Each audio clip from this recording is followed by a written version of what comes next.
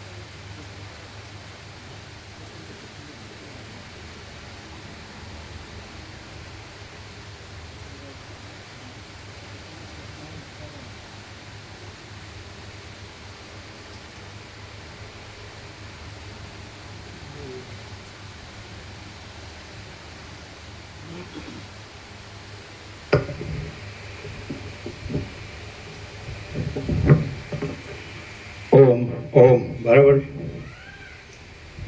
ઓમ ઓમ ઓમ ઓમ ઓમ.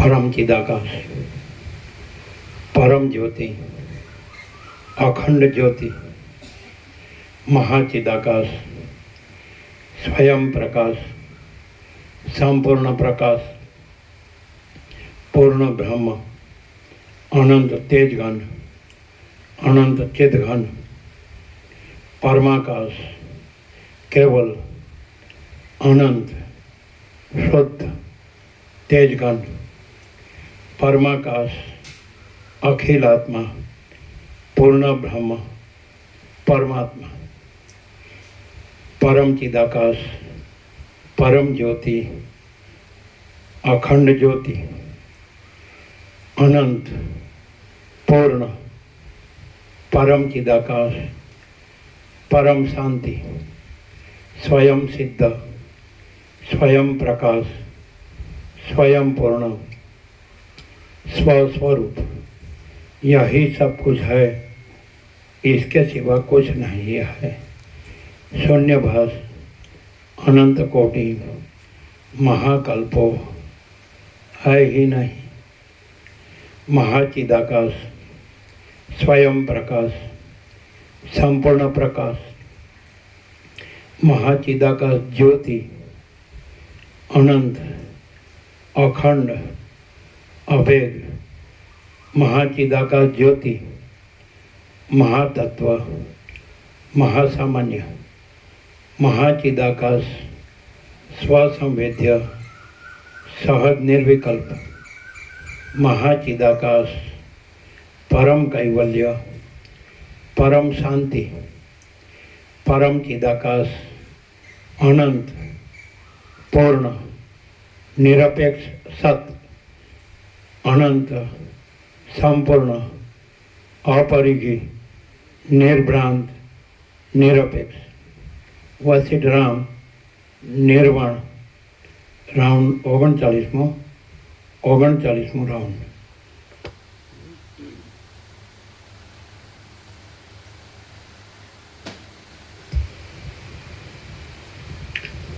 आद्य परब्रह्म सद्गुरु देव की जय।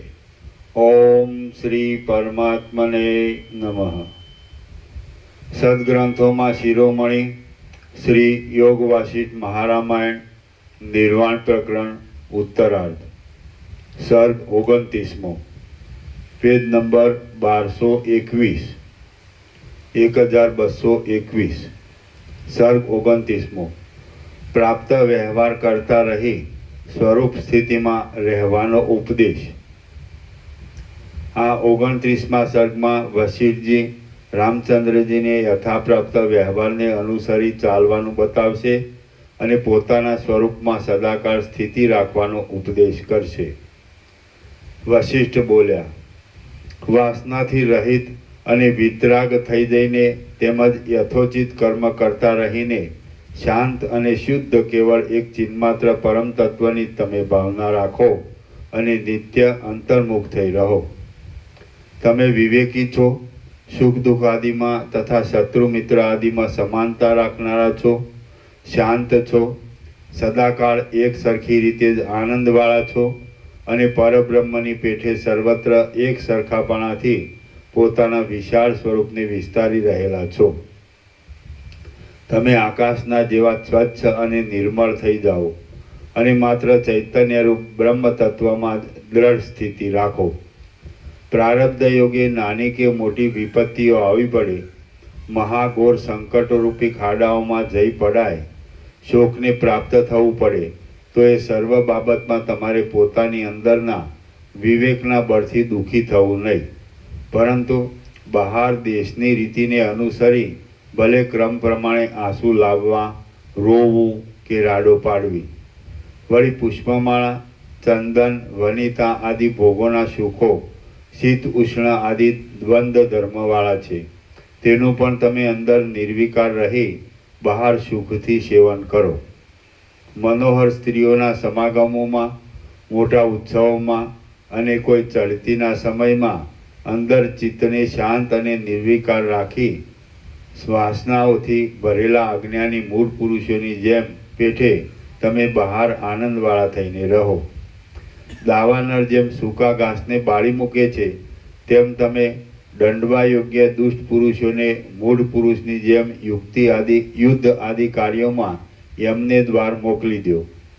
वासनावाळा मूળ पुरुषोनी पेठे ज तमे क्रम प्रमाणे प्राप्त थयेला धर्मथी अविरुद्ध ધન કમાવાના કાર્યો કરવામાં કશો ખેદ નહીં લાવતા બગલાની પેઠે ધનનું ચિંતન અને ઉપાર્જન કરો.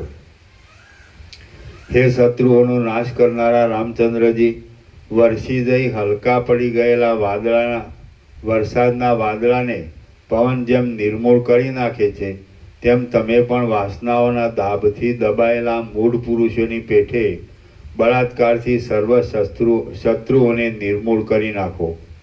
બહાર વાસનાઓના દાબ વડે દબાયેલા મૂઢ પુરુષના જેવી સ્થિતિમાં રહી અંદર ચિત્તને કેવળ પોતાના આત્મામાં જ રમતું રાખી તમે દયા કરવા લાયક દીન પુરુષો તરફ અને મહાત્માઓ તરફ ઉદાર દિલના થજો અને પોતાની સ્તુતિ પોતાને મોઢેથી ન કરતા તમે ધીરતાનો આશ્રય પકડજો. હર્ષ થવાના પ્રસંગમાં તમે હર્ષિત થાઓ અને દુઃખના પ્રસંગમાં દુઃખિત થાઓ. દીન મનુષ્યો ઉપર દયા કરતા રહો અને વીર પુરુષોને વિશે વીર્યવાન થાઓ. હે નિષ્પાપ રામચંદ્રજી, પોતાના આત્મામાં જ ચિત્ત રાખી રહેવાથી અંતર્મુખપણાને લીધે સદાકાળ આનંદમાં રહી શાંતિ વડે ઉદારતાનો આશ્રય કરી અસંગપણાથી તમે જે કાંઈ કર્મ કરશો તેના તમે કરતા નથી એમ સમજો. હે સુશીલ રામચંદ્રજી, શુદ્ધ આત્મભાવના વડે નિરંતર ચિત્તને અંતર્મુખ કરી દઈ તમે મનની સ્થિતિ કેવળ પરમાત્મામાં જ રાખશો તો હું ધારું છું કે તમારા ઉપર પડેલી વજ્રની ધારા પણ બૂઠી થઈ જશે. સંકલ્પની કલ્પના વિનાના પોતાના હૃદય આકાશમાં રહેલા આત્મ સ્વરૂપમાં જ પોતાની મેળે જે સ્થિર થઈ રહે છે તેવો આત્માની અંદર રમી રહેલો વિવેકી પુરુષ ખરેખર મહેશ્વર જેવો છે. સંકલ્પની કલ્પના વિનાના પોતાના હૃદય આકાશમાં રહેલા આત્મ સ્વરૂપમાં જ પોતાની મેળે જે સ્થિર થઈ રહે છે તેવો આત્માની અંદર રમી રહેલો વિવેકી પુરુષ ખરેખર મહેશ્વર જેવો છે. સંકલ્પની કલ્પના વિનાના પોતાના હૃદય આકાશમાં રહેલા આત્મ સ્વરૂપમાં પોતાની મેળે જે સ્થિર થઈ રહે છે તેવો આત્માની અંદર રમી રહેલો વિવેકી પુરુષ ખરેખર મહેશ્વર જેવો છે. એ આત્મતત્વને શસ્ત્રો ભેદી શકતા નથી, અગ્નિ બાળી શકતો નથી, જળ ભીંજવી શકતું નથી અને પવન સૂકવી શકતો નથી. અજરા અમર અને અજન્મા એવા પોતાના આત્મારૂપી સુંદર અને દ્રઢ સ્તંભના અવલંબનથી તમે મંદિરની પેઠે અચળ થઈ રહો. જગતરૂપી વૃક્ષના અનેક પદાર્થોરૂપી પુષ્પોના સુંદર સુગંધના જેવી સારરૂપ અચળ બ્રહ્મસત્તાનો આશ્રય કરી વૃત્તિને બ્રહ્મતત્વમાંથી નહીં ખસવા દેતા અંતર્મુખ જ રાખી તમે સુખથી જીવનમુક્ત થઈ રહો. જીવનમુક્ત પુરુષો ભલે બહાર વ્યવહારના કામકાજ કર્યા કરતા હોય છતાં જેમ પથરામાં જડપણાને લીધે વાસનાનો ઉદય ન થાય તેમ તેમની ચિત્તવૃત્તિના નિરંતર અંતર્મુખપણાને લીધે તેમનામાં વાસનાનો ઉદય જ થતો નથી. તમે સર્વ વ્યવહાર સંબંધી કામકાજ કરતા રહેજો, પણ કાચબાના અંગની પેઠે અંદર અને બહાર કોઈ જગ્યાએ વૃત્તિને નહીં પસારી દેતા સંકુચિત કરી દેજો. તેમજ ફરીવાર ચિત્ત પદાર્થો તરફ ફેલાઈ ન જાય તેવું આત્માકાર અને કેમ જાણે નિદ્રાને પ્રાપ્ત થઈ ગયું હોય તેવું સંકલ્પ વિનાનું કરજો. અંદર સંકલ્પ વિનાનું અને બહાર કેમ જાણે સંકલ્પવાળું હોય તેમ દેખાવ આપનારા અડધા જાગતા બાળકની પેઠે સંકલ્પ અને અનુસંધાન વિના સ્વાભાવિક રીતે જ કાર્ય કરવામાં પ્રવૃત્તિવાળા ચિત્ત વડે તમે નિઃસંકલ્પપણે જ કાર્ય કરતા રહો. બાળક અને મૂંગા પ્રાણીઓ વગેરે બહાર નહીં સમજતા હોય એવા દેખાય છે, છતાં અંદર બધું સમજે છે. તેમ તમે પણ અંદર સર્વવાત સમજતા રહી વાસનાઓને છોડી દઈ પ્રારબ્ધથી આવી પડેલા કરવા લાયક કાર્યો કરશો તો આકાશની પેઠે તમારા ચિત્તને જરા પણ લેપ લાગશે નહીં. નિર્વિકલ્પ સમાધિની અંદર સંકલ્પોવાળી સર્વ પ્રકારની વૃત્તિ નષ્ટ થઈ જાય છે, જે કેવળ જ્ઞાનમય છે. તેના અભ્યાસને લીધે નાશ પામેલા અને બળી ગયેલા લુગડાના આકારની જેમ માત્ર આભાસ રૂપે બહાર કાંઈક આવશ્યક વ્યવહાર માટે પ્રસરી રહેનાર પણ અંદર મહાસુષુપ્તિને અત્યંત ક્ષયને પામી ગયેલા ચિત્ત વડે તમે સર્વ સંતાપથી રહિત થઈ આનંદ ઘન થઈ રહો. હે નિષ્પાપ રામચંદ્રજી, સંકલ્પરૂપી કલંક વિનાની અને જ્ઞાનને લીધે ચિત્તનો ક્ષય થતાં ઉદય પામેલી શુદ્ધ આત્મસત્તામાં જ તમે સ્થિર થઈ રહી કાર્ય કરો કે ન કરો એ બંને સરખું જ છે. તમે જાગ્રત અવસ્થામાં વ્યવહાર કરજો, હાલવા ચાલવા પણ કરજો, છતાં સુષુપ્તિ અવસ્થાની પેઠે અત્યંત લયને પામી ગયેલી નિસંકલ્પ વૃત્તિ વડે તમે કોઈ પદાર્થને પ્રિય ગણી પકડશો નહીં, તેમ કાંઈ પદાર્થને તજશો નહીં. તમે જો જાગ્રત અવસ્થામાં પણ સ્થૂળ દેહ અને સૂક્ષ્મ દેહરૂપી ઉપાધિનો લય કરીને સુષુપ્ત અવસ્થાને પ્રાપ્ત થઈ ગયેલા જેવા નિર્વિકલ્પ થઈને રહેશો તો એ સુષુપ્તિ જેવી અવસ્થામાં પણ અજ્ઞાનરૂપી આવરણના અભાવને લીધે તમે જાગતા જ છો એમ સમજજો. આમ જાગ્રત તથા સુષુપ્તિને જુદી પાડનારા અજ્ઞાન અને તેના કાર્યોને જ્ઞાન વડે બાદ થઈ જતા તથા એ બંને અવસ્થાનું એક આત્મતત્વ રૂપપણું થઈ જતા સર્વના અવધિરૂપ જે ચિન્માત્ર પરમ તત્વ અવશેષ રહે તે તમે પોતે જ છો. આ પ્રમાણે ધીરે ધીરે અભ્યાસ કરતા રહી અનાદિ અને અનંત એવા અદ્વિતીય પરમપદને તમે પ્રાપ્ત થાઓ અને એ પરમપદ સર્વ વસ્તુ માત્રથી વિલક્ષણ તથા લોકોત્તર છે. જગતનું અવસ્તુપણું હોવાથી તત્વદ્રષ્ટિએ જોતા જગત અને પરમાત્મા એ બંનેનું દ્વૈતપણું કે અદ્વૈતપણું એકે સંભવતું નથી. આવો નિશ્ચય બાંધી તમે આકાશના જેવું વિશાળ અને નિર્વિકાર હૃદય રાખી પરમ શાંતિને પ્રાપ્ત થાઓ. રામ બોલ્યા, હે મુનિ શ્રેષ્ઠ વશિષ્ઠજી, જો આપ કહો છો તેવી રીતે હોય, અહંકાર આદિ કાંઈ ન હોય, તો હું એવા વ્યવહારના આધારરૂપ તમે પોતે કે જે વશિષ્ઠ ઋષિ એવા નામને ધારણ કરી રહ્યા છો તે શી રીતે બેઠા છો? વાલ્મીકી બોલ્યા, રામચંદ્રજી ઉપર પ્રમાણે કહેતા હતા તેટલામાં વક્તાઓમાં શ્રેષ્ઠ શુદ્ધ ચારિત્રવાળા શ્રી વશિષ્ઠ ઋષિ અડધા મુહૂર્ત સુધી મૌન ધારણ કરી રહ્યા. વશિષ્ઠજીએ એવી રીતે મૌન ધારણ કર્યું તેથી સભામાં બેઠેલ સર્વ મહાજન આનો હેતુ શો હશે એવા સંશયરૂપી મહાસાગરમાં ડૂબી ગયું. આથી રામચંદ્રજીએ ફરીવાર કહ્યું કે આપ મારી પેઠે આ સંબંધમાં કેમ મૌન ધારણ કરી રહ્યા છો? આ જગતમાં શિષ્યનો એવો કોઈ તર્ક હોઈ શકતો નથી કે જે આપ જેવા વિદ્વાન મહાત્મા ગુરુઓને જવાબ દેવામાં કઠણ પડે. વશિષ્ઠ બોલ્યા, હે નિષ્પાપ રામચંદ્રજી, હું કશું બોલતો નથી, તેથી આ પ્રશ્નનો પ્રત્યુત્તર અશક્ય હોવાથી મને કશી યુક્તિ સૂઝતી નથી એમ તમારે સમજવાનું નથી. પરંતુ તમે પૂછેલા પ્રશ્નના જવાબમાં માત્ર મૌન જ પરમ અવધિરૂપ હોવાથી એ મૌન જ મેં તમારા પ્રશ્નના જવાબ રૂપે બતાવ્યું છે એમ સમજવાનું છે. પ્રશ્ન કરતા પુરુષો બે જાતના હોય છે, એક જ્ઞાની અને બીજો અજ્ઞાની.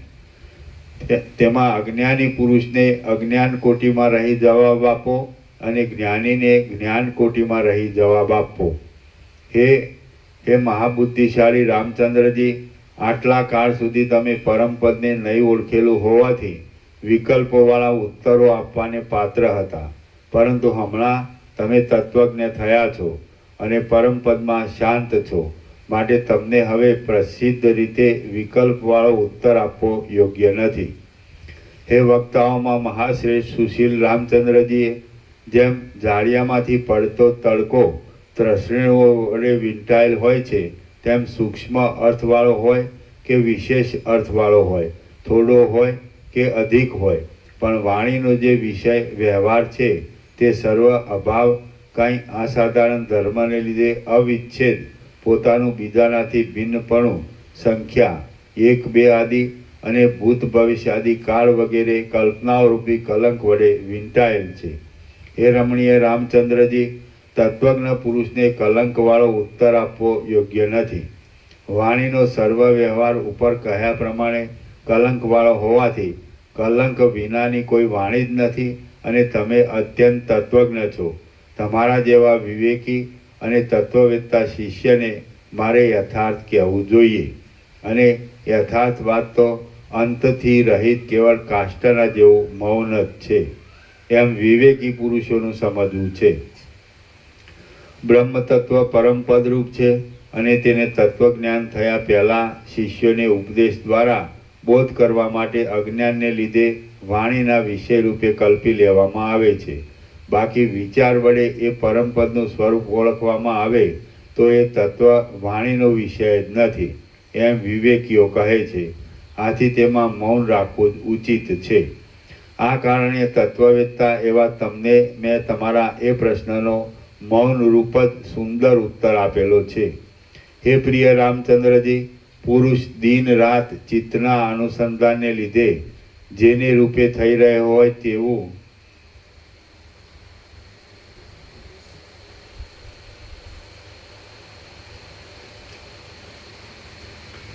હે પ્રિય રામચંદ્રજી, પુરુષ દિન રાત ચિત્તના અનુસંધાનને લીધે જેને રૂપે થઈ રહ્યો હોય તેવું જ બોલે છે. તો જે તત્વ સાક્ષાત્કાર વડે અનુભવમાં આવે છે અને નિર્વિકલ્પ છે તે બ્રહ્મ તત્વ રૂપ જ હું થઈ રહ્યો છું, અને એ પરમપદ વાણી વડે અગમ્ય છે. જે પુરુષ વાણી વડે અગમ્ય અવાચ્ય એવા પરમપદમાં રહ્યો હોય તે વાણીરૂપી મેલને કેમ ગ્રહણ કરે? એ અવર્ણ્ય પરમ તત્વ વિશે વાણી વડે હું કશો વ્યવહાર કરી શકતો નથી, કેમ કે વાણી તો અનેક કલ્પનાઓ રૂપી કલંકો વાળી છે. રામ બોલ્યા, અભાવ અને બીજાથી જુદાપણું વગેરે જે દોષો વાણીના વિષયમાં આપ બતાવી ગયા તે સર્વ દોષ ભાગ ઉપર કાંઈ લક્ષ ન રાખતા ભાગ ત્યાગ વડે આપ કોણ છો તે કહો. વશિષ્ઠ બોલ્યા, હે તત્વવેત્તાઓમાં શ્રેષ્ઠ રામચંદ્રજી, જો એમ જ તમારે જાણવાનો વિચાર હોય તો પછી તમે કોણ છો, હું કોણ છું, અથવા જગત શું છે ઇત્યાદિ સર્વ બાબતનું યોગ્ય સ્વરૂપ તમને કહું તે તમે સાંભળો. હે પ્રિય રામચંદ્રજી, આ તમારા જોવામાં આવતો હું પોતે જળ દેહાદિ દ્રશ્ય વર્ગથી રહિત સર્વ કલ્પના વડે અગમ્ય નિર્વિકાર શુદ્ધ ચિદાકાશ રૂપ છું. માત્ર હું એક જ સ્વચ્છ ચિદાકાશ રૂપ છું એમ નથી, પરંતુ તમે પણ એ ચિદાકાશ રૂપ છો, અને આ આખું જગત પણ ચિદાકાશ રૂપ છે. તેમજ જે કાંઈ છે તે સર્વ ચિદાકાશ રૂપ જ છે.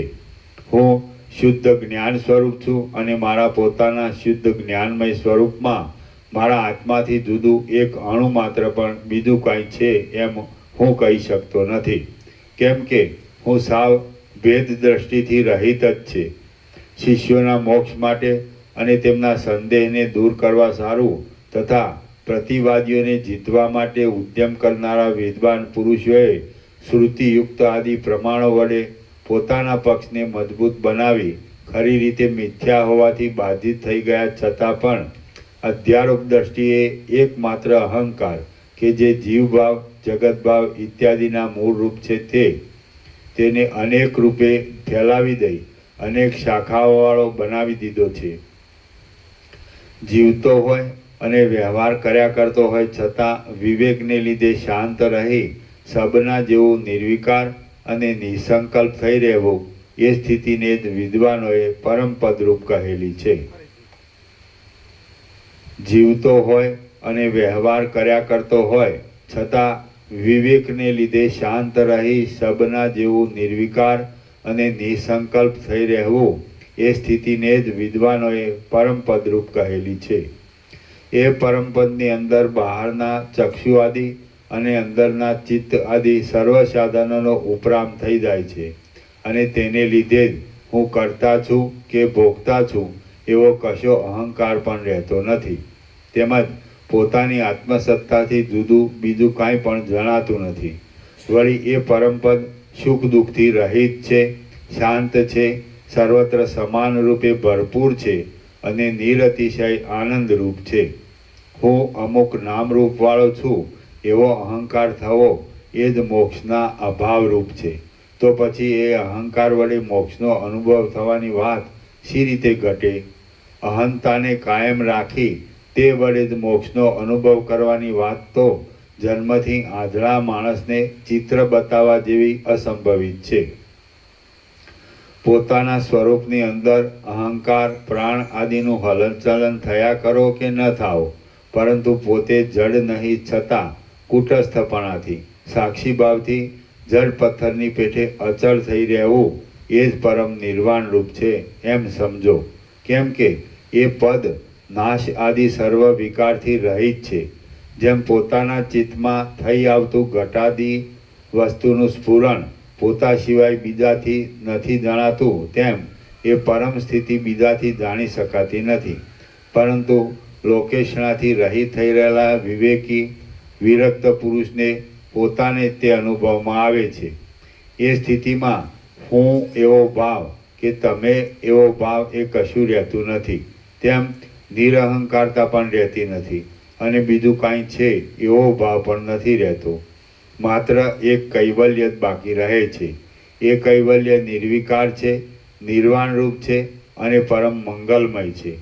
વિવેકીઓ કહે છે કે શુદ્ધ ચિદાત્મા ચિત્ત દ્વારા બહિર્મુખ થાય છે ત્યારે તેમાં જળ દ્રશ્યમાં રહેલી ક્રિયા દેખાય છે અને એ જ જન્મ મરણના હેતુરૂપ છે, બંધનકારક છે તથા મહાકલેશ આપનાર છે. એ શુદ્ધ ચિદાત્મા ચિત્ત દ્વારા બહિર્મુખ ન થાય અને જો એ અંતર્મુખ જ રહે તો તેમાં જળ દ્રશ્યમાં રહેલી ક્રિયા દેખાતી નથી.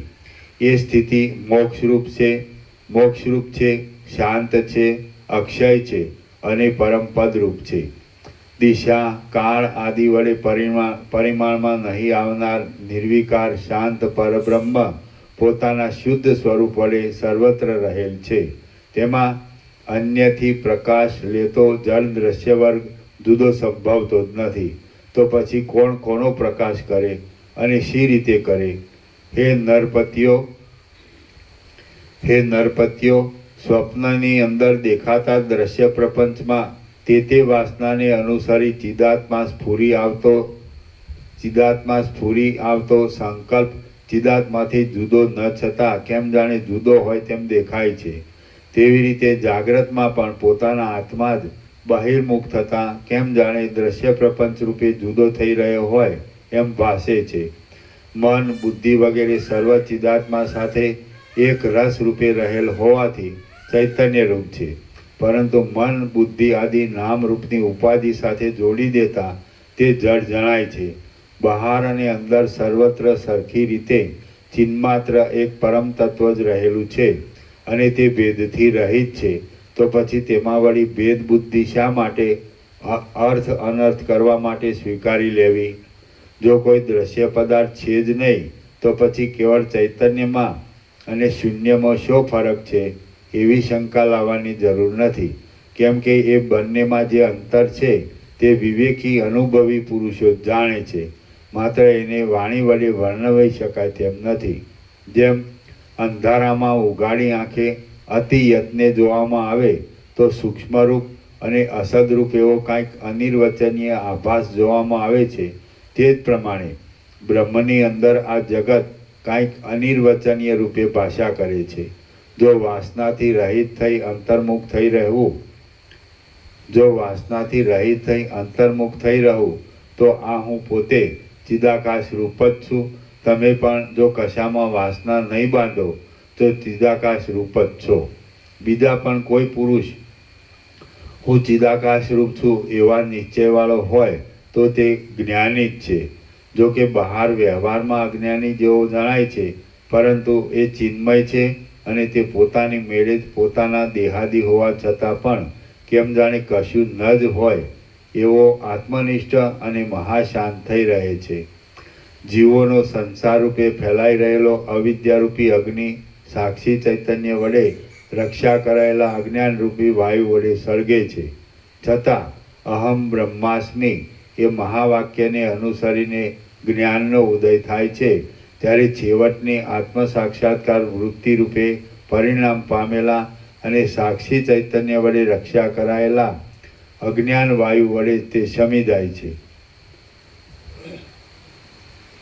આવરણથી રહિત સ્વયં પ્રકાશ અને નિરતિશય આનંદરૂપ એવા આત્મતત્વમાં એકરૂપ થઈ રહેવાથી અંદર જડ નહીં છતાં પણ બહાર ઠૂઠાની પેઠે સંસાર સંબંધી સર્વ જ્ઞાનથી રહિત થઈ જઈ દુઃખ વડે ક્ષોભ પામ્યા વિના કેવળ શાંત રહી એક આત્મનિષ્ઠ થઈ રહેવું એ જ મોક્ષ કહેવાય છે અને એ જ અક્ષય પદરૂપ છે.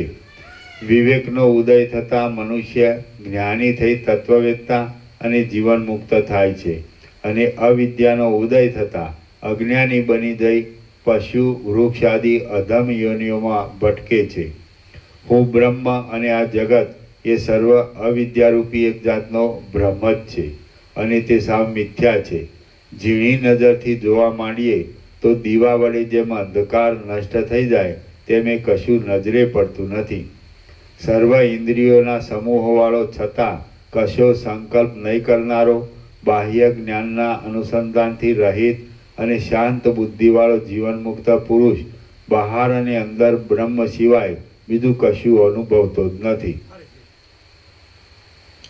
બાહ્ય જ્ઞાનથી સર્વ ઇન્દ્રિયોના સમૂહવાળો છતાં કશો સંકલ્પ નહીં કરનારો બાહ્ય જ્ઞાનના અનુસંધાનથી રહિત અને શાંત બુદ્ધિવાળો જીવનમુક્ત પુરુષ બહાર અને અંદર બ્રહ્મ સિવાય બીજું કશું અનુભવતો જ નથી. જેમ સુષુપ્તિ અવસ્થામાં સ્વપ્નનો લય થઈ જાય છે તેમ સમાધિ દશામાં જ્ઞાની પુરુષને માત્ર એક જ વાર જ્ઞાનનો ઉદય થાય છે તો સર્વ દ્રશ્યજાળ પોતાના આત્મામાં જ લીન થઈ ગયેલી હોવાથી તે સર્વ તેને પોતાના આત્મા રૂપ જ જણાય છે. જેવી રીતે આકાશની અંદર ભ્રાંતિ વડે કાળાશ દેખાય છે તેવી રીતે પરમાત્માની અંદર ભ્રાંતિ વડે જ પૃથ્વી વગેરે પદાર્થો જોવામાં આવે છે. એનું કારણ ભ્રાંતિ વિના બીજું કશું નથી. જેમ આકાશ શ્યામ આદિ વર્ણથી રહિત છે તેમ પરમાત્મા પણ સર્વ દ્રશ્ય વર્ગથી રહિત છે. આ સર્વ દ્રશ્ય મિથ્યા છે એવી જે પુરુષની દ્રઢ બુદ્ધિ હોય છે તે પુરુષ સમસ્ત વાસનાઓવાળો જણાતો હોય તો પણ વાસના વિનાનો જ છે. હે મહાશય રામચંદ્રજી, જેમ સંકલ્પની અંદર સ્વપ્ન, માયા, ઇન્દ્રજાળ આદિ અદ્ભુત ઠાઠ દેખાય છે તેમ આ સંસાર પણ સંકલ્પની અંદર રહેલો એક અદ્ભુત ઠાઠ છે. પ્રત્યક્ષ દેખાતા સ્વપ્ન આદિ પ્રપંચમાં શી આસ્થા રાખવી યોગ્ય છે? તે જ પ્રમાણે આ સંસાર જો કે પ્રત્યક્ષ રીતે જોવામાં આવે છે છતાં પણ તે સાંકલ્પિક છે તો તેમાં શી આસ્થા રાખવી? કર્તા અને ભોગતા એ બંનેનો અસંભવ હોવાથી દુઃખ પણ નથી, સુખ પણ નથી, પુણ્ય પણ નથી, પાપ પણ નથી અને કોઈનું કશું નાશ પણ પામતું નથી. સર્વ શૂન્ય નિરાલંબ ચૈતન્ય છે. અહંકાર મમતાના આધાર રૂપે દેખાય છે અને તે પણ ભ્રાંતિ વડે દેખાતા બે ચંદ્રમાની પેઠે અને સ્વપ્નની અંદર દેખાતા નગરની પેઠે છે જ નહીં.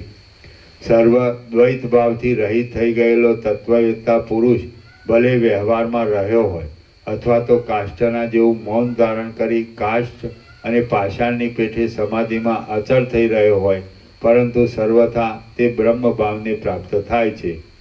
પ્રાણ, બુદ્ધિ, મન અને દેહ ઇત્યાદિમાં તાદાત્મ્યને પ્રાપ્ત થઈને આ પરમ મંગળમય ચિદાત્મા અનેક પ્રકારના સ્વભાવો ધારણ કરે છે અને સંસાર સંબંધી અનેક અનર્થોથી ઘેરાયેલો છે એમ પ્રત્યક્ષ દેખાય છે. છતાં એ સર્વ વાતનું નિરાકરણ કરતા એ ચિદાત્માનું દુઃખ રહિત નિરતિશય આનંદરૂપપણું અને અદ્વિતીયપણું અવશેષ રહે છે. એ સિદ્ધ કરવા માટે વેદાંત શાસ્ત્રમાં બતાવેલ અધ્યારોપ અને અપવાદનો આશ્રય કર્યા વિના બીજી કશી યુક્તિ નથી. વળી આત્મતત્વ નિરતિશય આનંદરૂપ છે, નિર્વિકાર છે અને કૂટસ્થ છે. તેને ચંચળ અને પરિચ્છિન્ન એવા ચિત્તરૂપે થઈ જવામાં તથા દેહ ઇન્દ્રિય આદિ વડે અનેક રૂપે થઈ જઈ જન્મ મરણ આદિની ગટમાળમાં ઘસડાવવામાં પણ વિવર્તવાદ વિના બીજી કશી યુક્તિ ઘટતી નથી. હવે આ બધી વાત સ્વીકારવાને બદલે આત્માને અવયવી માનવા બેસીએ તો પણ તે જડ અવયવ વડે બનેલ છે કે ચેતન અવયવ વડે એ વાત વિવાદની રહે છે. ગમે તેમ માનો તો પણ એ અવયવોનો નાશ થતાં આત્માનો પણ નાશ થઈ જાય. કૃત નાશ અને અકૃતાભ્યાગમ એ બે દોષ આવે છે. એના નીચે ટિપ્પણી છે. કૃતનાશ એટલે કરેલા કર્મોનો નાશ અને અકૃતાભ્યાગમ એટલે નહીં કરેલા કર્મોની પ્રાપ્તિ. શરીર સાથે જો આત્માનો પણ નાશ થાય તો તે સાથે તે જન્મના કરેલા કર્મો ફળ મળ્યા વિના જ નાશ પામે અને બીજો જન્મ મળતા નહીં કરેલા કર્મોનું ફળ મળે. એ બે દોષ લાગુ પડે છે.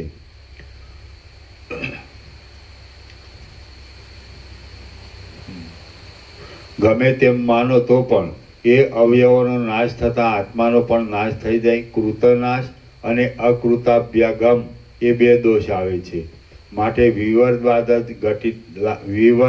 જ ઘટિત લાગે છે. વળી એ આત્મતત્વ જગતના કારણરૂપ છે અને તેને નિર્વિકાર તથા કુટસ્થ માનવામાં આવે છે.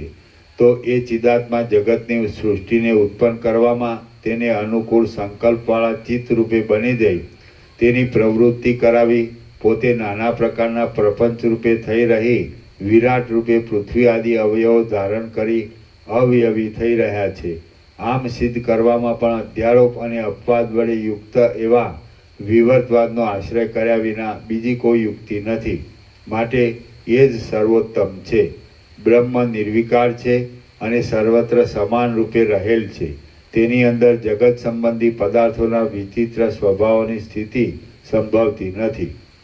તેથી સ્વભાવને જગતના હેતુરૂપ કહી શકાતો નથી. દ્રશ્યનો અભાવ સિદ્ધ કરવા જતાં આત્માનું અસ્તિત્વ પણ રહી શકતું નથી. એવી કોઈ નાસ્તિક શંકા કરે તો તે અહીં ઊભી રહેતી નથી.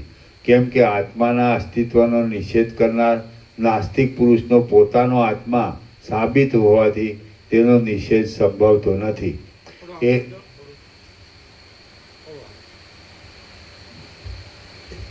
નીચેથી આમ લો.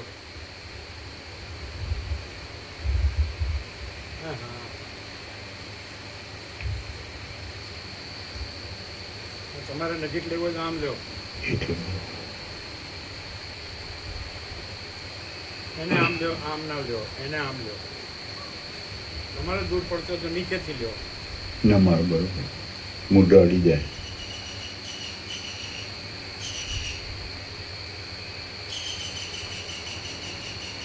એ નાસ્તિક પોતાનાથી જુદા દેખાતા દ્રશ્યના આત્માનો નિષેધ કરે છે, પણ કાંઈ પોતાના આત્માનો નિષેધ કરી શકતો નથી.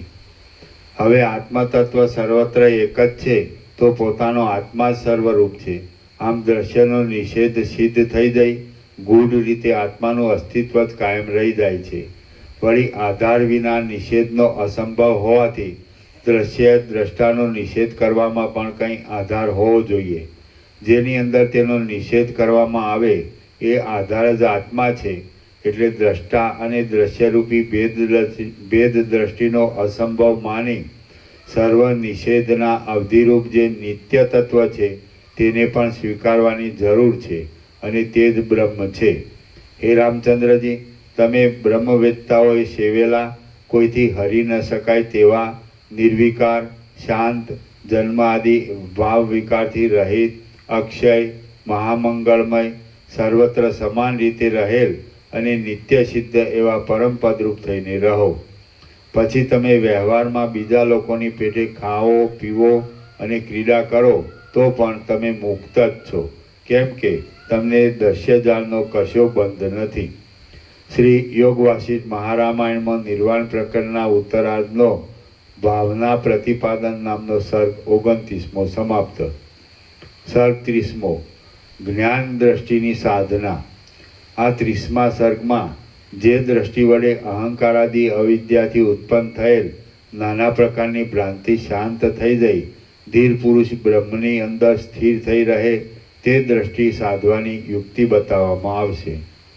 વશિષ્ઠ બોલ્યા, પરમપદની પ્રાપ્તિને રોકનારી અહંતા જ પરમ અવિદ્યારૂપ છે. એ અહંતાને કાયમ રાખી મૂળ પુરુષો તે વડે જ પરમપદને શોધે છે. એ વાત ઉન્મત્ત ચેષ્ટાના જેવી નિષ્ફળ છે. અજ્ઞાનથી ઉત્પન્ન થયેલ અહંકાર જ અજ્ઞાનનું એક ચિહ્ન છે. વિવેકી અને જ્ઞાનવાન શાંત પુરુષને અમુક તું અને અમુક મારું એવો ભાવ જ રહેતો નથી. જે પુરુષ અહંતારૂપી મેલનો સંપૂર્ણ રીતે ત્યાગ કરીને આકાશની પેઠે નિર્મળ અને નિર્વિકાર થઈ રહે છે, તે મોક્ષ પદને પહોંચી ગયેલો જ્ઞાનનિષ્ઠ પુરુષ દેહ રહે કે પડી જાય તો પણ સદા તાપ માત્રથી રહિત અતિ શીતળ જ હોય છે. અહંતાનો નાશ થઈ જવાને લીધે વિવેકી પુરુષ જે નિર્મળતા, ગંભીરતા, સ્થિરતા, પૂર્ણતા અને શીતળતાથી જેવો શોભે છે, તે નિર્મળતા, ગંભીરતા, સ્થિરતા, પૂર્ણતા અને શીતળતા શરદ ઋતુના આકાશમાં, અચળ સમુદ્રમાં કે પૂર્ણચંદ્રના મધ્યમાં પણ હોતી નથી. જેમ ચિત્રની અંદર આલેખેલા યુદ્ધમાં પરસ્પર એકબીજામાં પ્રહાર કરનારા સૈન્યનો ક્ષોભ નજરે જોવામાં આવે, તથાપિ તે પ્રતિભાસ માત્ર જ છે, વાસ્તવ નથી, તેમ જીવનમુક્ત વિવેકી પુરુષ વ્યવહાર કર્યા કરતો હોય અને તેની અંદર વિકાર લાગતો હોય તો પણ તે સદાકાળ સમાન સ્થિતિવાળો અને નિર્વિકાર જ રહે છે. તેની અંદર જે વ્યવહાર દેખાય છે તે આભાસ માત્ર જ છે. જેમ બળી ગયેલ કપડાના તંતુઓની રેખાઓનો સમૂહ કેવળ દેખાવ માત્ર જ છે, તેમ વિવેકી જીવનમુક્ત પુરુષની વાસના પણ તે પોતે પરબ્રહ્મ સાથે એક રસરૂપ થઈ જવાથી દેખાવ માત્ર જ છે. તેની એ વાસનારૂપ જ નથી. જેમ સમુદ્રના તરંગ આદિ વિભાગ જો કે જળથી જુદા જેવા લાગે છે, છતાં તે જુદા નથી પણ જલરૂપ જ છે, તેમ જીવનમુક્ત પુરુષમાં વાસના આભાસ માત્ર જુદે રૂપે દેખાતા છતાં પણ તેના આત્મ સ્વરૂપથી જુદી નથી. જેમ સમુદ્ર ભલે ચપળ તરંગોવાળો હોય તો પણ તે આખો જળરૂપ જ છે, તેમ બ્રહ્મ ભલે દ્રશ્ય પ્રપંચવાળું હોય તો પણ તે બ્રહ્મ જ છે, બીજું કાંઈ નથી. જે પુરુષ સુખ દુઃખ રૂપી તરંગો વડે અંદર કશો ક્ષોભ નહીં પામતા બહાર ઉદાસીન, નિષ્પૃહ અને શાંત થઈ રહે છે તથા સદાકાળ પ્રસન્ન રહ્યા કરે છે, તે મુક્ત કહેવાય છે. જેમ જળ પોતાની અંદર તરંગાદી વિવર્ત ભાવને પ્રાપ્ત થઈ જાય છે, તેમ ચિદાત્મા પોતાના શુદ્ધ ચૈતન્ય સ્વરૂપમાં અહમ ભાવની સૃષ્ટિ રૂપે વિવર્ત ભાવને પ્રાપ્ત થઈ જાય છે. તો તેમાં વળી ભિન્ન ભિન્ન ભાવોની કલ્પના કેવી હોય? જેમ આકાશની અંદર ધુમાડાના ગોટાઓ બાજી જઈ વાદળા રૂપે થઈ જતા તેમાં હાથી, ઘોડા આદિ અનેક આકારો જેવી રચના દેખવામાં આવે છે, પરંતુ તે ધુમાડાથી જુદી નથી. તેમ પરમાત્માની અંદર અનેક સૃષ્ટિઓ જોવામાં આવે છે, પણ તે પરમાત્માથી જુદી નથી. હે શ્રવણને માટે આવેલા વિવેકી શ્રોતાઓ, તમે કશો ખેદ કરશો નહીં, પણ એ ઉપદેશ પ્રમાણે આ સર્વ દ્રશ્ય પ્રપંચ ચેતન તત્વના વિવર્તરૂપ છે એમ વિચાર દ્વારા દ્રઢ સમજી લઈ તમે એ દ્રશ્ય પ્રપંચનું કશું સ્વરૂપ જ નહીં દેખાવાથી વિલાસવાળા બની જઈ સર્વથી ઉત્કૃષ્ટ આનંદમય સ્થિતિ ભોગવો. કેમ કે મારા ઉપદેશ વડે તમે તત્વજ્ઞ થયેલા છો.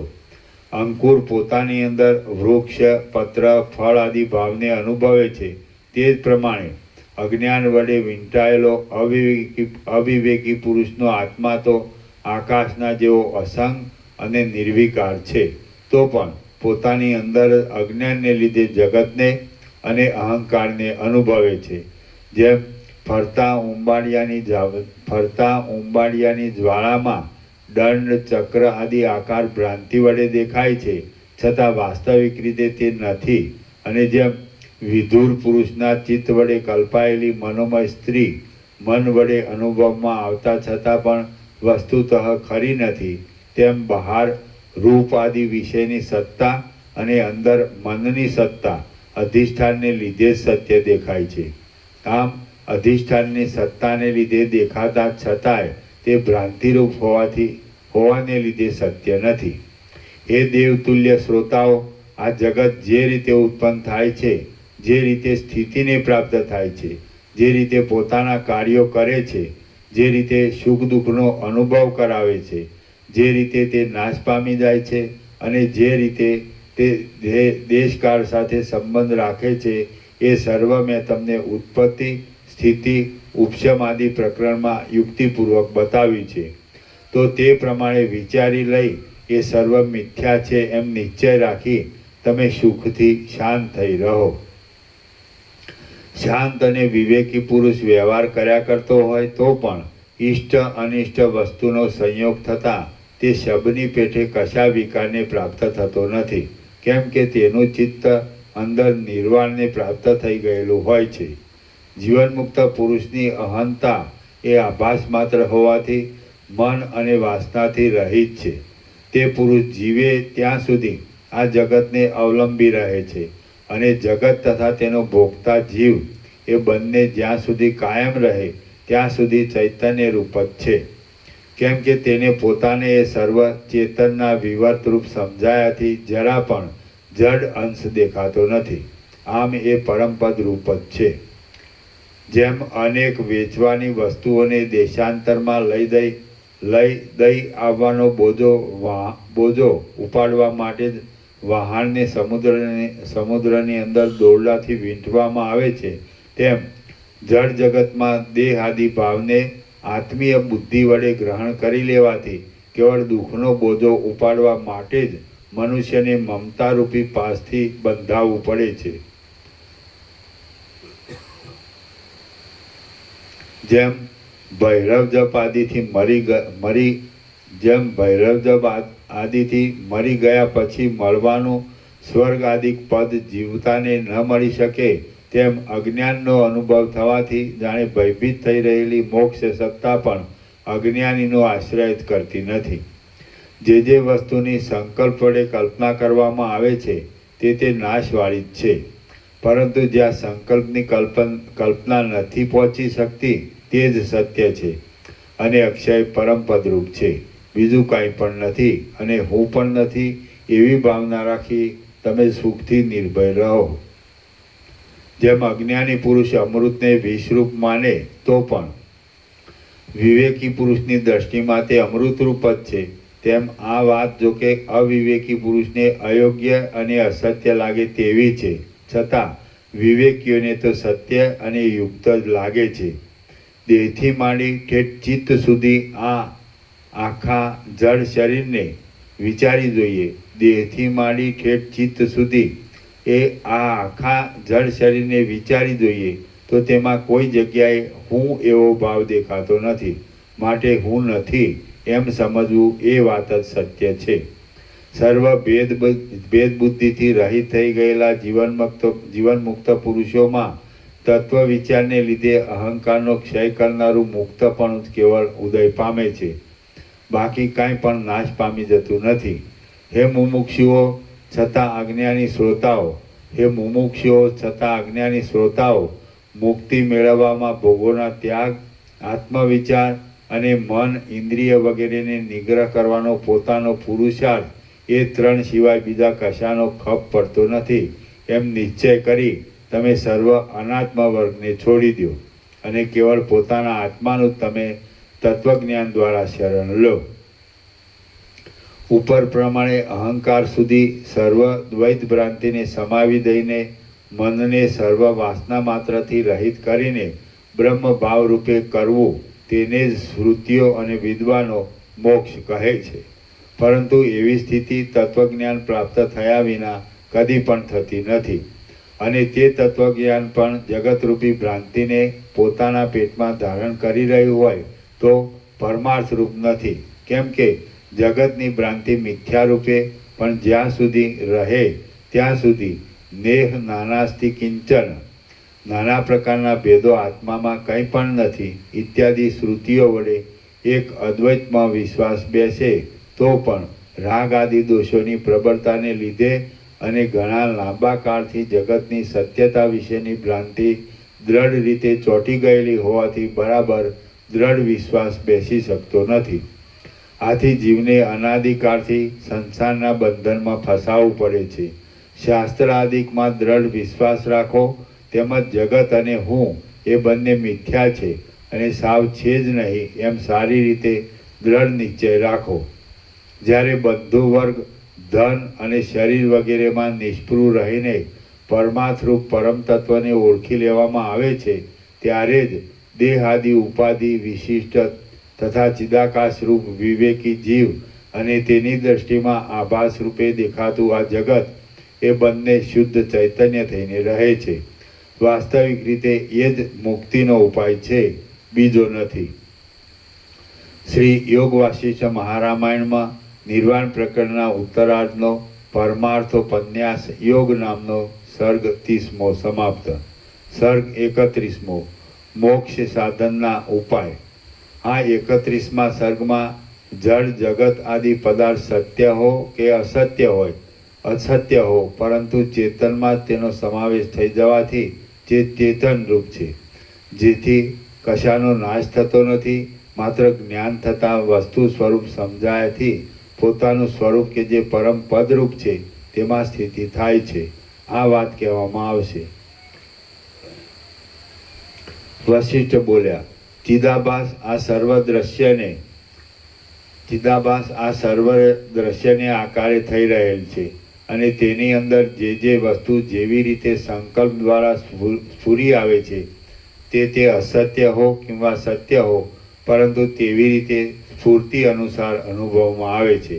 પોતાના સ્વપ્નની અંદર જેમ ચિદાત્મા જ બહાર અનેક આકારે થઈ રહેલા અનુભવમાં આવે છે તેમ ચેતન તત્વ જ પ્રથમ અભ્યાસને લીધે બહારના આકારે અનુભવમાં આવે છે. તેમજ કેમ જાણે પોતે બહાર પદાર્થોની રૂપે થઈ રહેલ હોય તેમ ભાસે છે. આથી સર્વ ચેતન તત્વનો વિવર્ત હોવાથી ચૈતન્ય છે અને એ ચેતન તત્વ આકાશથી પણ સ્વચ્છ છે. ચિદાત્મા આ સર્વ જગતને વિશે પ્રસરી રહેલા છે. તેથી કોઈ પણ જગ્યાએ ચૈતન્યની સત્તાથી બીજું કાંઈ પણ જુદું નથી. કોઈનો નાશ પણ નથી, અનર્થ પણ નથી, જન્મ મરણ પણ નથી, આકાશ પણ નથી, શૂન્ય પણ નથી અને નાના પ્રકારની રચના પણ નથી.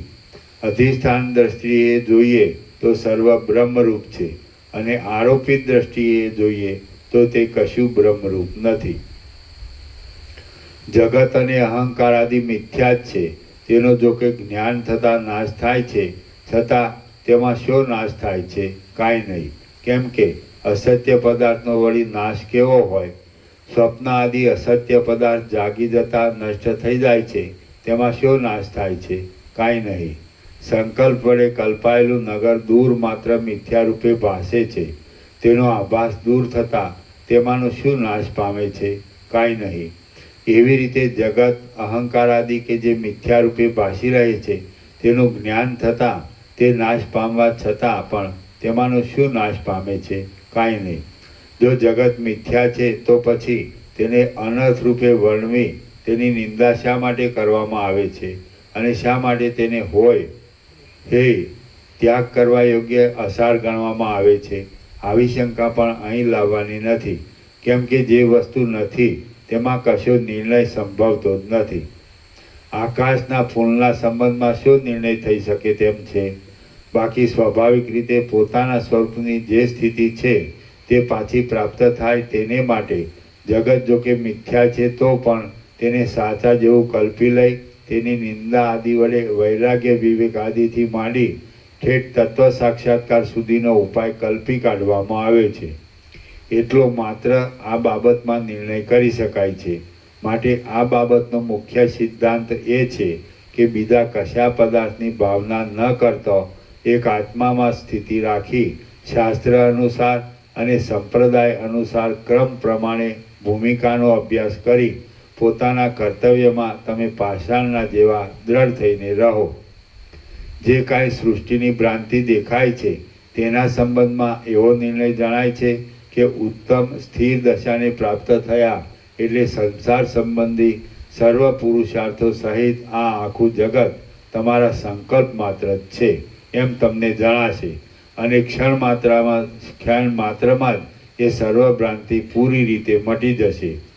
જ્ઞાન વડે બ્રહ્મરૂપ જણાયાથી આ સૃષ્ટિનો મૂળ સહિત ક્ષય થઈ જાય છે. બાકી બીજી રીતે પ્રલય આદિકમાં જોકે તેનો ક્ષય તો થાય છે પરંતુ સૂક્ષ્મ બીજ રૂપે તે વખતે પણ સૃષ્ટિ હોય છે, બાકી કાર્ય રૂપે રહેતી નથી. અથવા તો પ્રલયમાં પણ કેટલાક સંકલ્પ સંબંધી કાર્યો એમ જ કાયમ રહે છે માટે જ્ઞાન વિના મૂળ સહિત સંસાર ક્ષય થવાનો બીજો એકેય ઉપાય નથી. સ્વપ્નમાં મિથ્યા રૂપે દેખાતા પુરુષોની પેઠે મિથ્યા રૂપે જે પુરુષો આ સૃષ્ટિમાં જોવામાં આવે છે તે સૃષ્ટિ અને તે પુરુષો એ બંને ઝાંઝવાના જળના તરંગોના જેવા મિથ્યા અને કલ્પના માત્ર જ છે. જેમ વંધ્યાપુત્રની વાણીનો નિર્ણય કરવાની વાત અશક્ય જેવી છે, તેમ ખરી રીતે મિથ્યા છતાં કેમ જાણે સત્ય હોય તેવા થઈ રહેલા જીવ જગત આદિ પદાર્થોનો અમે કાંઈ પણ નિર્ણય જાણી શકતા નથી. મતલબ કે અનિર્વચનીય છે. તત્વજ્ઞ પુરુષોની પૂર્ણતા પરિપૂર્ણ મહાસાગરના જેવી કાંઈ અપૂર્વ જ છે. કેમ કે હું દ્રષ્ટા છું અને અમુક દ્રશ્ય છે એવી ભેદ દ્રષ્ટિમાં તેમનો આગ્રહ હોતો નથી.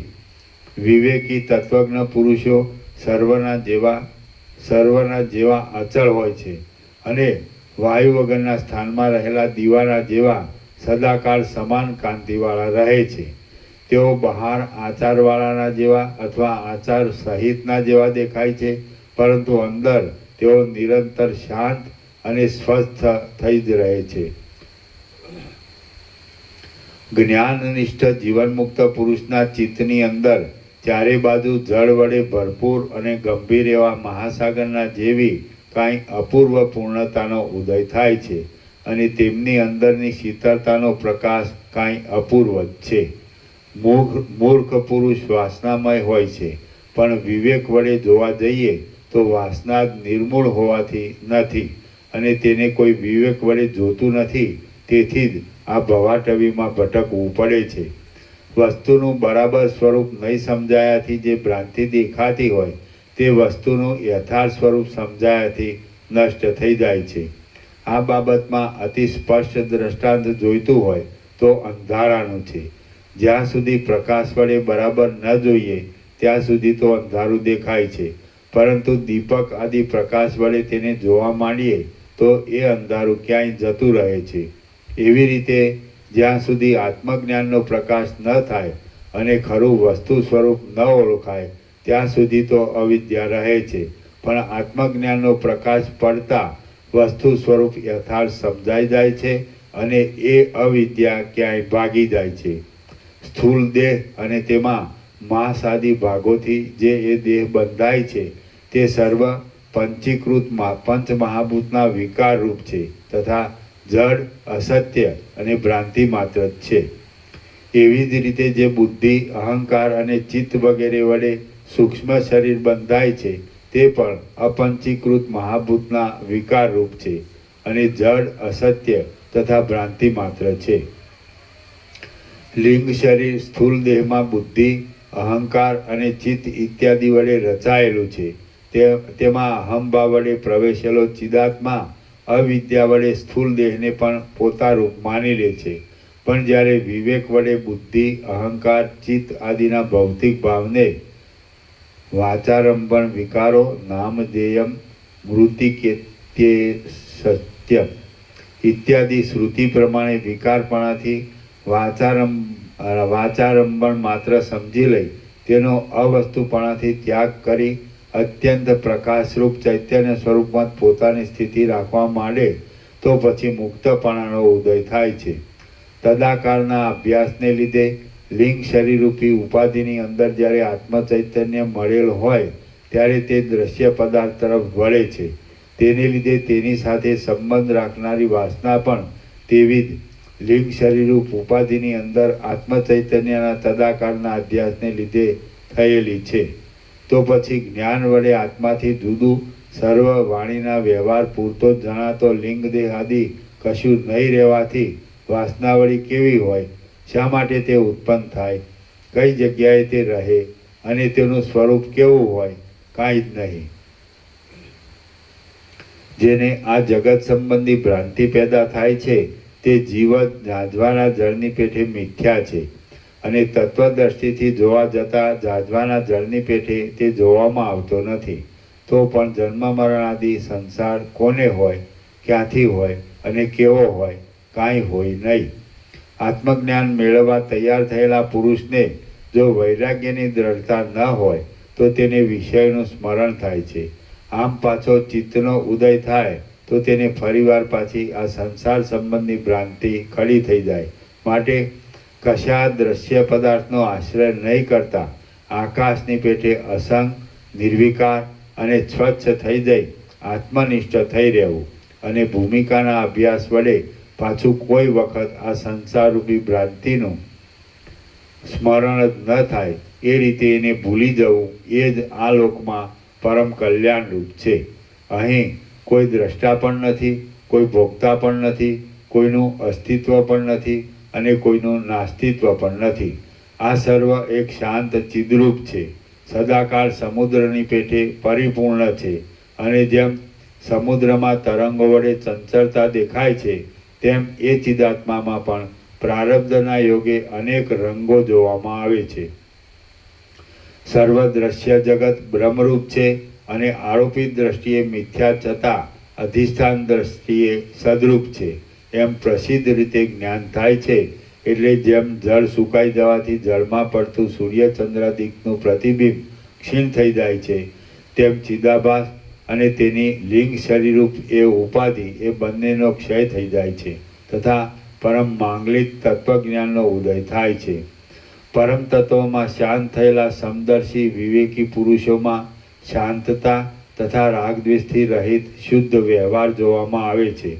અથવા તો પરમ નિર્વાણને પ્રાપ્ત થઈ ગયેલા એ મહાત્મા પુરુષનું સમાધિનિષ્ઠપણું જ અવશેષ રહે છે.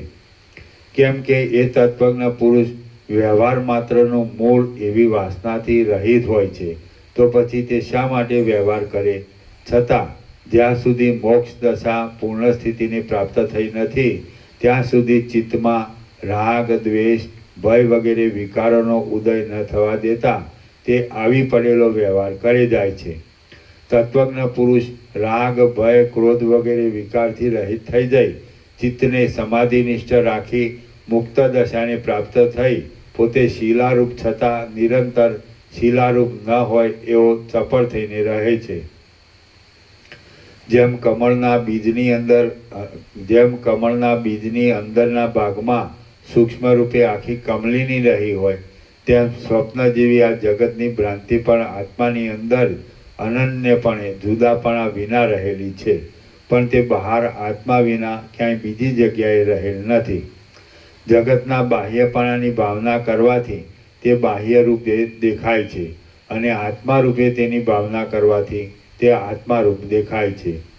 એ પરમ તત્વરૂપી અધિષ્ઠાનની અંદર જેવી જેવી દ્રઢ ભાવના કરવામાં આવે છે તેવું તેવું એ તત્વ જ વિવર્ત રૂપે થઈ જાય છે. જેવી અંદર સ્વપ્ન આદિની ભ્રાંતિ જોવામાં આવે છે તેવી જ આ બહારની જગત આદિ ભ્રાંતિ નજરે પડે છે. જેમ બે જુદા જુદા પાત્રોમાં રહેલા દૂધમાં કશો ભેદ નથી તેમ સ્વપ્ન સૃષ્ટિ અને બહારની સૃષ્ટિ એ બંનેમાં પણ કશો ભેદ નથી. એ બંને આત્મારૂપી અધિષ્ઠાનની અંદર ભ્રાંતિ વડે કલ્પાયેલ છે. વળી સ્વપ્ન સૃષ્ટિનું અસ્થિરપણું અને બહારની સૃષ્ટિનું અસ્થિરપણું એ પણ ભ્રાંતિ માત્ર છે. જાગ્રત અવસ્થાનો દેહનો અને સ્વપ્નનો આધાર આદિ ભાવ પણ જળ તરંગની પેઠે કલ્પના માત્ર જ છે. સ્વપ્નાદિકમાં દેખાતા પદાર્થોનું જ્યાં સુધી આત્મામયપણું નથી સમજાતું ત્યાં સુધી તે આત્માથી જુદે રૂપે દેખાવાથી જુદા જણાય છે. પણ જ્યારે એ સર્વ સ્વપ્નની વસ્તુઓનું આત્મામયપણું સમજાય એટલે તત્કાળ જાગી જતા સર્વનો બાદ થઈ જાય કશું આત્માથી જુદું જણાતું નથી અને પાછું તે મનમાં પણ આવતું નથી.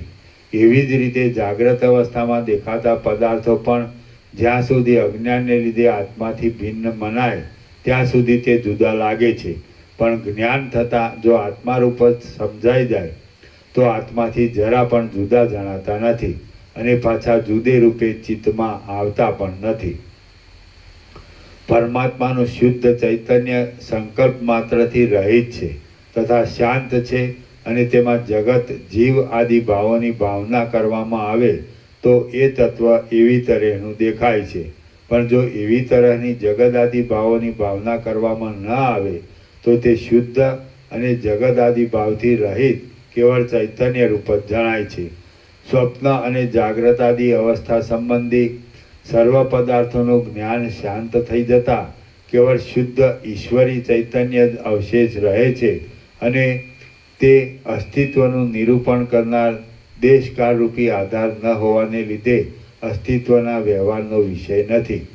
તેમજ શુદ્ધ સ્વરૂપનો કદી પણ બાદ ન થવાને લીધે તેનો અભાવ પણ કહી શકાતો નથી એવું છે. આથી એ તત્વ વાણી વડે વર્ણવી ન શકાયાથી વાણીનો વિષય જ નથી. આ વાત સમાધિનિષ્ઠ જીવનમુક્ત પુરુષ જ ભ્રાંતિનો સંપૂર્ણ લય થવાથી સમજી શકે છે. બાકી આત્મતત્વનું સ્વરૂપ જ્ઞાની પુરુષની પણ ઉપદેશ વાણીનો વિષય નથી. એ તો માત્ર પોતાના અનુભવ વડે જાણવામાં આવે એવું છે. માટે હે રામચંદ્રજી, તમે અહંકાર છોડી દઈ ભય, અભિમાન, શોક, લોભ, મોહ, મન, દેહ, મનન એટલે વિચાર, ઇન્દ્રિયો, ચિત્ત અને અજ્ઞાન એ સર્વનો ત્યાગ કરી શાંત, અજન્મા, અક્ષય, સર્વભેદ માત્રથી રહિત એક બ્રહ્મરૂપ થઈ નિરંતર સમાધિનિષ્ઠ થઈ રહો એ વાત વધારે યોગ્ય છે. શ્રી યોગ વાસિષ્ઠ મહારામાયણમાં નિર્વાણ પ્રકરણના ઉત્તરાર્ધનો મોક્ષ સાધનો ઉપાય નામનો સર્ગ 31મો સમાપ્ત. ઓમ ઓમ ઓમ. પ્રસાદ આપી દો. પ્રસાદ આપી દો.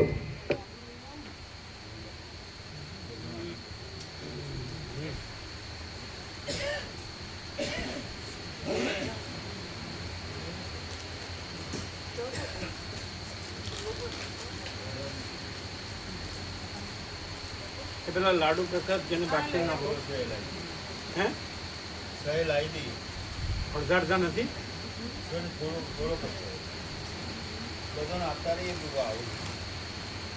અડધા અડધા છે ને લાડુ પ્રસાદ.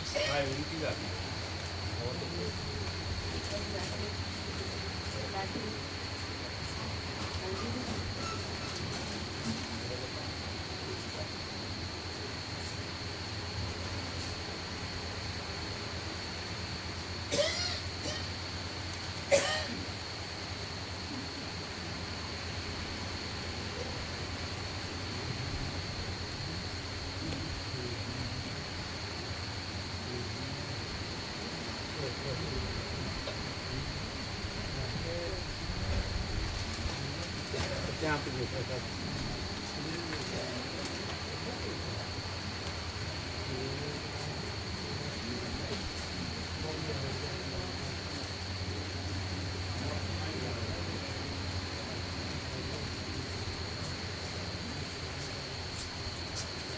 લાડુ પ્રસાદ હતો ને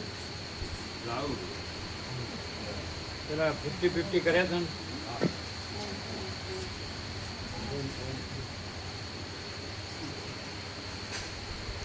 બ્રહ્મકૃપા હિ કેવલ મોહન મંગળ ઓમ ઓમ ઓમ. તબિયત સારી? ઘરે બધા આનંદ? પછી પેલાનું આગળ વધ્યું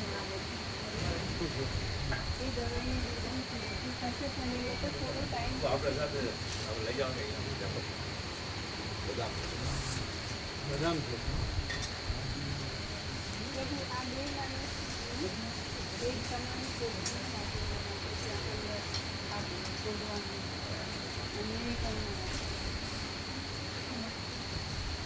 મેં તો ચલો એટલા નથી અમારે કોલેસ્ટ્રોલ એક કામ કરો અને અત્યારે આપી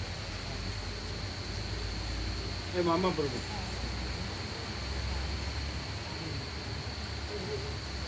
નર્મદા પધરાવી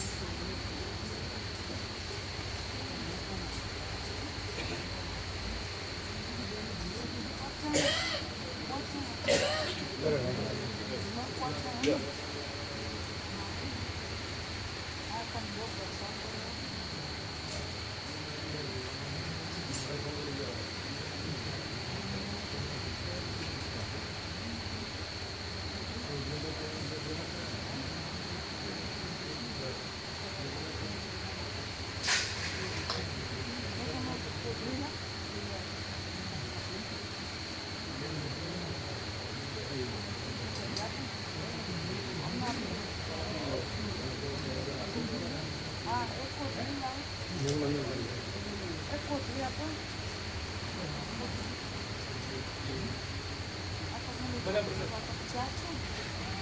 આ શું છે આવું? આ શું છે શું?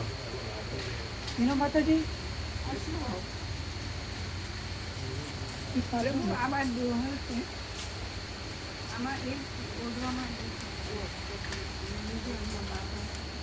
તો ભાષામાં તો બધા ઘણું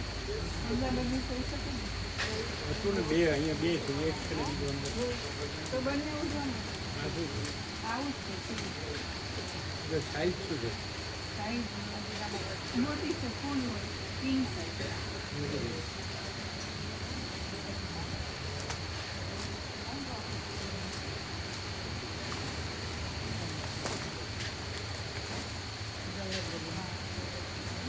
પેલા ગોવા પ્રભુ કઈ છે? ગોવિંદ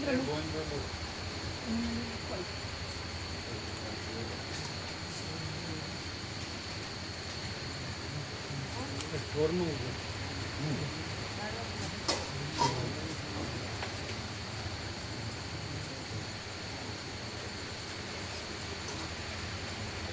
એટલે ઓઢવાનું છે કે પાથરવાનું છે? ઓઢવાનું છે કે પાથરવાનું છે?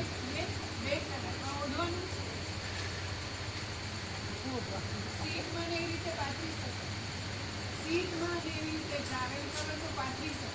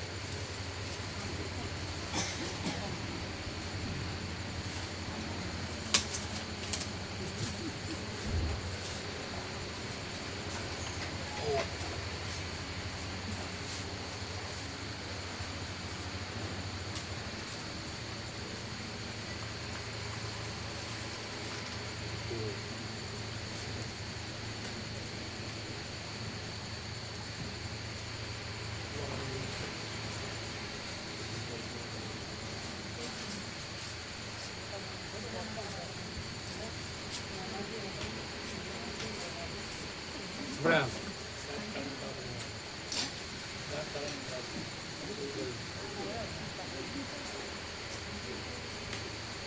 હજારો વાર સાંભળીએ કે બ્રહ્મ સત્ય જગત મિથ્યા આપણને કેવી રીતે આપણને લાગે, કેવી રીતે સાચું લાગે, કેવી રીતે અનુભવ? કારણ કે આ બધાને જગત સત્ય લાગે છે. તો મુકા પ્રભુ એટલે હજારો વાર સાંભળીએ બ્રહ્મ સત્ય જગત મિથ્યા, તો આપણને કેવી રીતે સાચું લાગે? કારણ કે આ બધાને જગત જ સાચું લાગે છે. બ્રહ્મ સત્ય એમ જાણે ખરા, પણ જગત જ સત્ય લાગે છે ને, બધા એવી રીતે જ વ્યવહાર કરે છે. એટલે ખરેખર બ્રહ્મ સત્ય જગત મિથ્યા કેવી રીતે આપણને લાગે? આમ ખરેખર તો બધાને જગત જ સત્ય લાગે છે. પ્રકાશિત ખબર પડી એવી રીતે જગત જે દ્રશ્ય માટે છે ને બધું ફેરફાર આવે છે, રહેતું નથી. અને સપનું આવશે સપના જેવું છે એ ખબર પડે છે, રહેતું નથી. મિનિટ મિનિટ સેકન્ડ સેકન્ડ ફેરફાર થાય.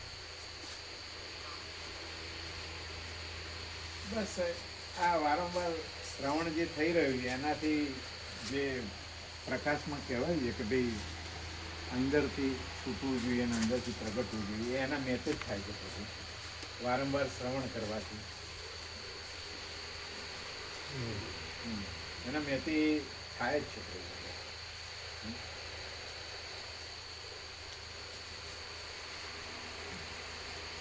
બ્રહ્મ કૃપા હિ કેવલ આનંદ મંગલ. ઓમ અને ઓમ વશિષ્ઠ વાક્ય સંપૂર્ણ શ્રદ્ધા અને વિશ્વાસ. ઓમ ઓમ ઓમ ઓમ ઓમ.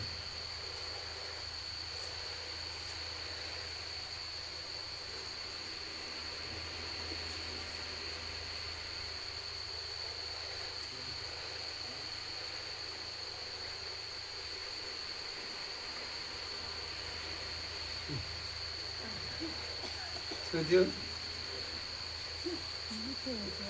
શું થયું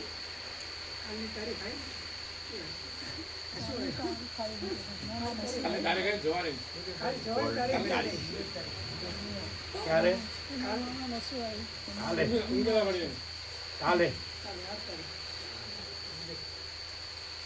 એ જો પેલું રક્ષાબંધન છે ને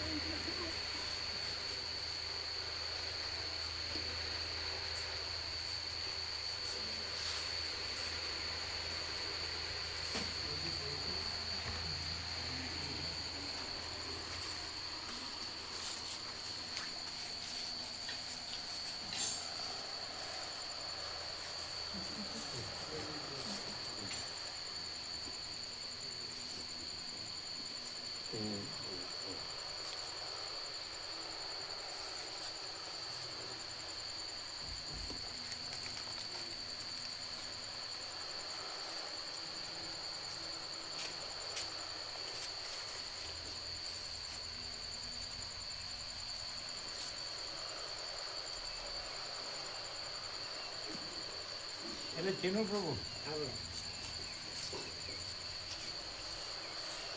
એટલે જ્યાં સુધી એમ કે ટૂંકા પ્રભુ જ્યાં સુધી આમ જીવતા જાગતા બોલતા ચાલતો હોય ખાતા પીતા હસતા પડતા મસ્ત રહેતા હોય ત્યાં સુધી નહીં પણ મરતી વખતે મિથ્યા લાગે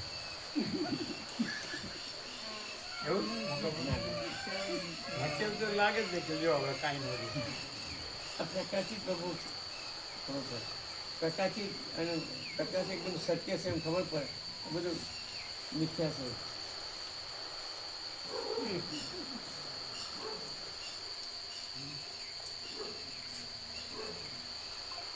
હર્ષદ પ્રભુ રવિવારે આ લોકોને ઘરના બાળકો પણ બધાનો બહાર ખાવા પીવાનો પ્રોગ્રામ રાખતા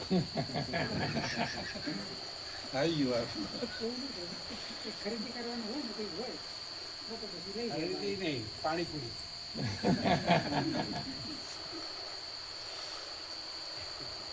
બાળકો કહે છે એક દિવસ તો અમે રોજ તો ત્યાં જાવ છે એક દિવસ તો અમને લાભ આપો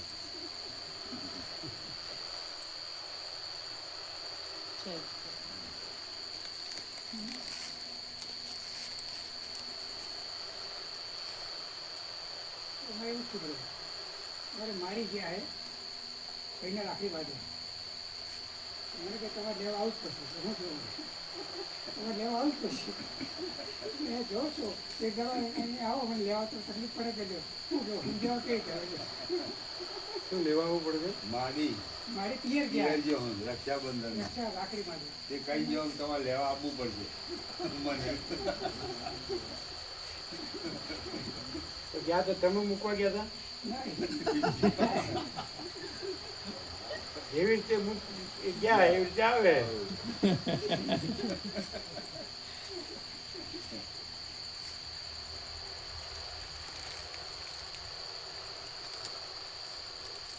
કોઈ એમ કે હું કાંઈ ન કરું હું ન રહું તો બધું થાય કે હું રહું ને હું કંઈક કરું તો જ બધું થાય કેમ છે હું ન રહું ને હું કાંઈ ન કરું તો આ બધું રહે પણ હું રહું અને કંઈક કરું તો જ બધું રહે બોલો આ બધા બેનો ડિફરન્સ કયો આ બે વાત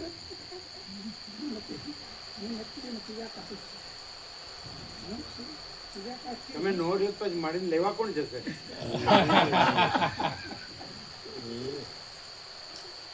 બે કોઈ ગયા ત્યાં બિલકુલ પ્રભુ હું એમ કહું કે હું નથી ને હું કાંઈ કાંઈ નથી હું કાંઈ ન કરું તો આ જે બધું છે એ રહે એ બધું થાય અગર તો હું છું અને હું રહું તો જ બધું છે ને બધું થાય એ બેનો બરોબર કયો તોલ કરો તોલ બહુ સરસ રીતે થાય હે બહુ સરસ રીતે થાય ઉનાળે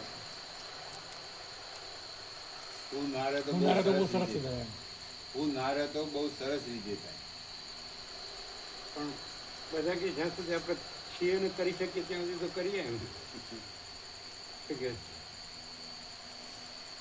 કેવી રીતે અનુભવાય કે ખરેખર જે બધું છે એ પોતાની મેળે છે અને બધું થાય છે પોતાની મેળે થાય અને એ હું વગર હું નથી અને હું કરતો નથી એ રીતે બધું છે ને એ રીતે બધું થાય છે એવું ન અનુભવાય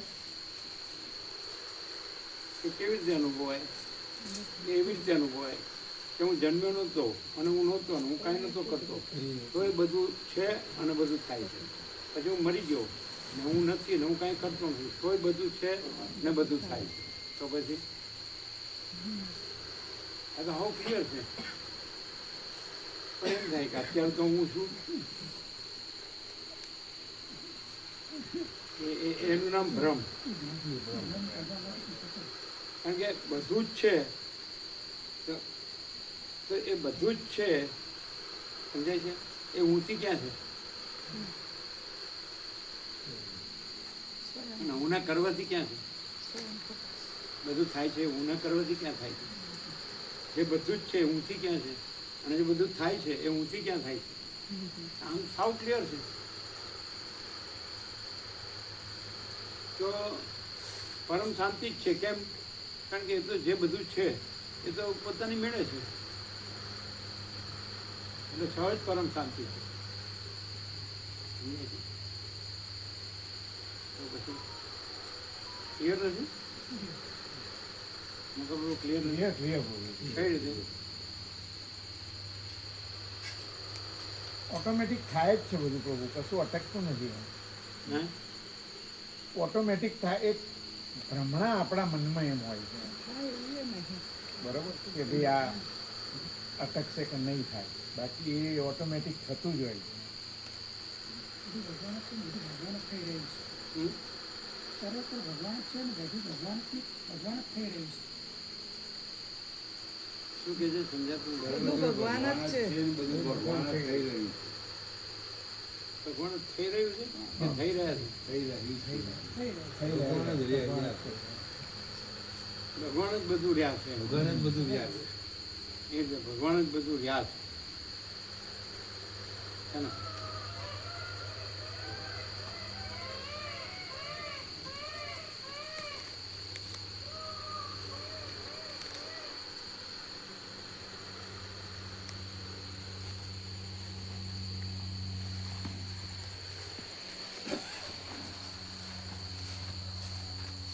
તમે એના જ છો રખ્યાલ ને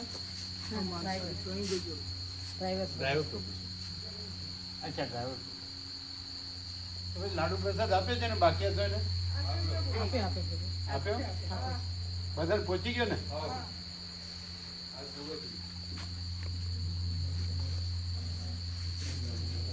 આપણે તો ચાર કર્યો.